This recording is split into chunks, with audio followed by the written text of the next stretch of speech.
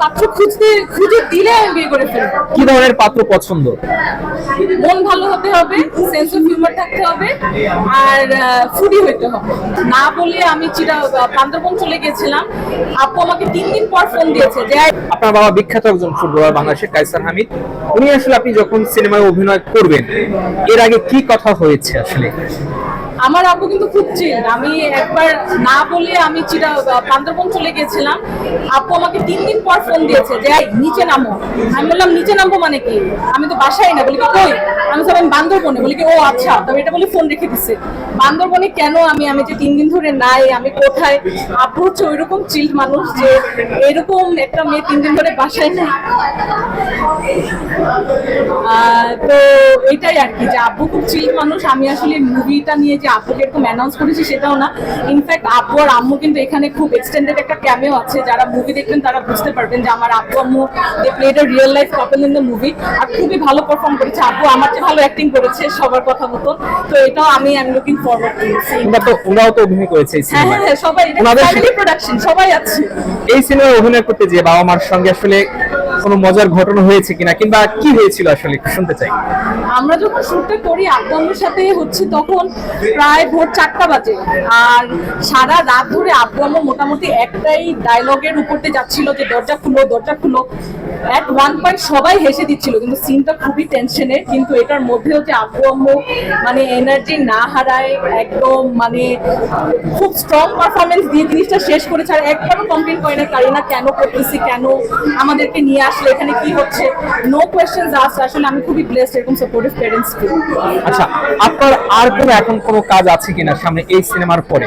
এই সিনেমার পরে আমরা ইন্টার্নশিপ সিজন 2 নিয়ে কাজ করছি। ইন্টার্নশিপ সিজন 1 আমি স্ক্রিনপ্লে রাইটার ছিলাম, আর ডিরেক্টোরিয়াল টিমের আমি একজন মেম্বার ছিলাম। সো চরকির সাথে ইন্টার্নশিপ 2 খুব জলদি আসছে, ইনশাআল্লাহ নেক্সট ইয়ার ওইটা আমরা লিখে শুরু করব। 36 এই সিনেমাটা আসলে দর্শকদের কেন দেখা উচিত, এবং এই সিনেমায় কি মেসেজ আছে? মেসেজটা আমরা এটাই দিতে চাই যে at the end of the day সবাই যে 36 কে একটা পারফেক্ট ফিমেল রেশিও মনে করে, সবাইকে যে এইটার মধ্যে ফিট হতে হবে। আর সবাইকে যে এই ধারণাটা মাথায় রাখতে হবে যে আমার পারফেক্ট হতে হবে সব দিক দিয়ে, এই ধারণাটা পুরোপুরি ভুল। সবাই সবার মতো সুন্দর, সবাই মানে কাউকে তার ফিজিক্যাল অ্যাপিয়ারেন্স বা ফিজিক্যাল ট্রেটস ডিফাইন করে না, তুমি মানুষ হিসাবে কেমন ওইটাই তোমাকে ডিফাইন করে। অ্যান্ড আই রিয়েলি হোপ যে এই মুভিটার মাধ্যমে মানুষের পারসেপশন কিছুটা না হলেও চেঞ্জ হবে।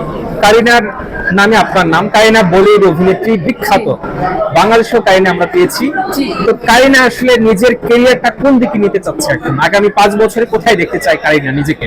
আমি আমাদের প্রোডাকশন হাউস যে আছে, হাউস অফ কিওস, এটা নিয়ে আমি কাজ করতে চাই। আমি চাই যেন এরকম মিনিংফুল ফিল্মস, আমরা এন্টারটেইনিং মুভিজ আরো বানাতে পারি। নেসেসারিলি না যে আমার অ্যাক্টিং করতে হবে, বাট আমি চাই যেন এরকম গল্প আরো বলা হোক। আর আমাদের মুভির ইন্ডাস্ট্রি আমি দেখি যে সবসময় এই ডার্ক অ্যাকশন থ্রিলার এটার মধ্যে আটকানো। একটা এন্টারটেইনিং মুভি হবে, রোমান্টিক কমেডি হবে, ধুম ধারাক্কা হবে, এরকম মুভিজ খুব কম। তো আমি চাইবো যেন আমরা এরকম গল্প লিখতে পারি, যেন ওইরকম মুভিজ আরো বানানো হয়। বিয়ে নিয়ে একটু জান, কবে বিয়ে করতে বসছে? আমার তো আপনি আমার বিয়ে নিয়ে বেশি এক্সাইটেড, আপনি পাত্র খুঁজে দেন আমাকে। না, কবে দর্শকরা কবে তাদের প্রিয় অভিনেত্রী কারিনার বিয়ে দেখতে পাবে? পাত্র খুঁজে দিলে আমি বিয়ে করে ফেলবো। কি ধরনের পাত্র পছন্দ? মন ভালো হতে হবে, সেন্স অফ হিউমার থাকতে হবে, আর ফুডি হইতে হবে। যদি সে নিজেও না খায়, আমাকে যেন খাওয়া দাওয়া অনেক খোটা না হয়, কারণ আমি প্রচুর ফুডি।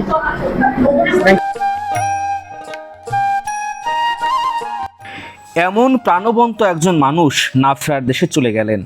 যেখানেই থাকুন ভালো থাকুন, কারিনা কায়সার।